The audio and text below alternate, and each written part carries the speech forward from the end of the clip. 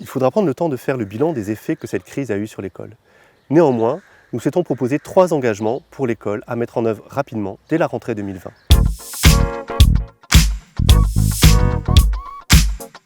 Je m'appelle Antoine Coutel, je suis né, j'ai grandi et je vis à Poitiers. Je suis enseignant dans le secondaire et je suis membre d'une association qui s'occupe d'une radio scolaire. On a tous remarqué que la crise avait mis en évidence les inégalités à l'école, mais on peut aussi être admiratif de l'engagement de la totalité des personnels scolaires et extrascolaires au moment du confinement et pendant la crise sanitaire. Parmi les personnels en première ligne pendant le confinement, il y a eu tous les personnels de l'éducation nationale, mais aussi les personnels municipaux chargés de l'accueil et de l'ouverture des écoles.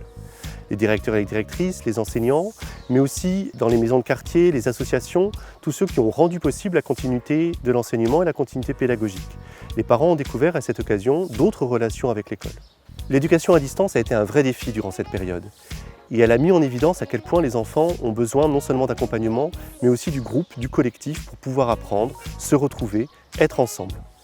Le confinement a mis en évidence, mais a aussi généré de nombreuses inégalités. Parce que l'école, ce n'est pas uniquement l'enseignement, c'est aussi les relations sociales, les échanges, la cantine, l'accès à l'éducation.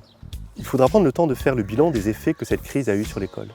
Néanmoins, nous souhaitons proposer 3 engagements pour l'école à mettre en œuvre rapidement dès la rentrée 2020.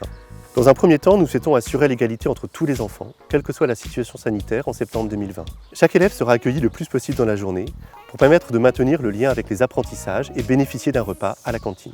Dans un deuxième temps, nous souhaitons préparer la rentrée en concertation avec tous les personnels de la communauté éducative, les personnels municipaux, les directeurs et les directrices, les enseignants, mais également associer les parents à cette réflexion et pourquoi pas entendre la voix des enfants. Enfin, nous souhaitons profiter de cette période particulière pendant laquelle les enfants ont plus que jamais besoin de plein air pour expérimenter d'autres formes d'éducation. L'Académie de Poitiers est un laboratoire de l'école dehors. Profitons-en!